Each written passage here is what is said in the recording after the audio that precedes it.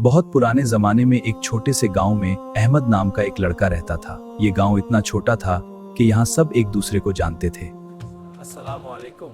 अहमद बहुत ही नेक दिल और सच्चा बच्चा था। उसके वालिदैन ने उसे बचपन से ही सिखाया था कि हमेशा सच बोलना चाहिए, चाहे कितनी ही मुश्किल क्यों ना हो। हाँ बेटा। सच बोलना सबसे बड़ी नेकी है। जी अब्बा। हमेशा याद। जी उम्मी। अहमद के अब्बाजान हमेशा कहते थे कि बेटा सच बोलना एक मोमिन की सबसे बड़ी अलामत है। इसकी अम्मी जान भी उसे कुरान पाक की आयत सुनाती थी जिनमें सच बोलने की अहमियत बताई गई थी। अहमद बेटा बहुत पसंद है, हमेशा सच बोलना, अल्लाह तुम्हें बरकत देगा। वो कहते थे कि अहमद तुम बहुत सीधे साधे हो, जिंदगी में कभी कभी स्मार्ट बनना पड़ता है, लेकिन झूठ बोलना मेरी पहचान के खिलाफ है। नहीं, मेरा ईमान उसकी इजाजत नहीं देता। लेकिन अहमद कभी नहीं मानता था। वो हमेशा अपने दोस्तों से कहता था कि मेरे अब्बाजान ने मुझे सिखाया है कि झूठ बोलने से आदमी का ईमान कमजोर हो जाता है। एक दिन अहमद अपने दोस्तों के साथ खेल रहा था। ये एक खूबसूरत शाम थी और सूरज ढलने लगा था। वो सब मिलकर फुटबॉल खेल रहे थे। चलो फुटबॉल खेलें। शाबाश। अहमद को फुटबॉल खेलना बहुत पसंद था और वो उसमें बहुत अच्छा था। अचानक अहमद ने जोर से गेंद को कुक किया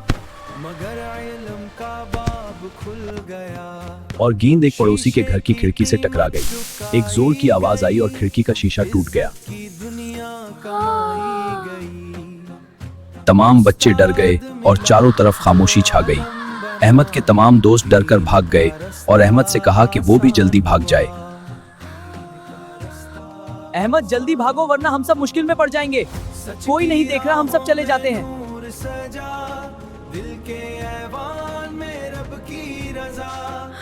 लेकिन अहमद ने कहा कि नहीं, मैंने गलती की है तो मैं उसका जिम्मेदार हूँ।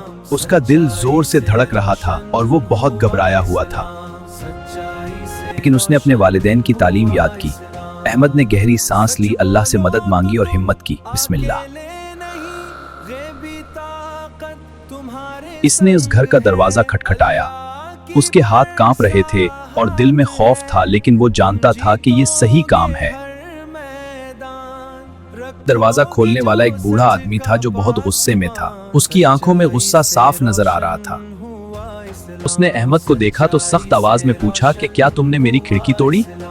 अहमद का दिल जोर से धड़क रहा था, लेकिन उसने सच कह दिया। बूढ़े आदमी को अहमद की सच्चाई पर बहुत ताज्जुब हुआ। वो सोच रहा था कि आजकल के बच्चे तो झूठ बोलकर भाग जाते हैं, लेकिन ये बच्चा सच बोलने आया है। उसका गुस्सा फौरन खत्म हो गया। बेटा, तुम्हारी सच्चाई ने मेरा दिल जीत लिया है। खिड़की की कोई बात नहीं, मैं खुद ठीक करवा लूंगा। लेकिन अहमद ने कहा, नहीं चचा जान, मैंने गलती की है तो मैं ही उसका हल निकालूंगा। मैं अपनी जेब खर्ची से आपकी खिड़की ठीक करवाऊंगा। बूढ़े आदमी को अहमद की ये बात और भी अच्छी लगी। उसने अहमद को गले लगाया और कहा कि तुम बहुत अच्छे बच्चे हो, तुम्हारे वालिदैन ने तुम्हें बहुत अच्छी तरबियत दी है। अगले दिन अहमद अपनी जेब खर्ची लेकर आया। वो कई महीनों से पैसे जमा कर रहा था ताकि एक नया क्रिकेट बैट खरीद सके, लेकिन अब वो ये पैसे खिड़की ठीक करवाने के लिए दे रहा था। चाचा मैं मदद करता हूँ। इसने ठीक कर बेटा ये छरी काट किया और अपने हाथों से काम में मदद भी की। बूढ़े आदमी ने देखा कि ये बच्चा वाकई में बहुत ईमानदार और मेहनती है।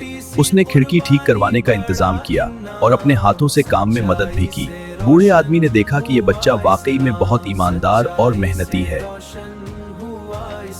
ठीक है अहमद, शीशे को मजबूती से पकड़ो। जी पकड़ लिया। अब मैं हथौड़े से ठीक करता हूँ। बहुत अच्छा, काम मुकम्मल हो गया।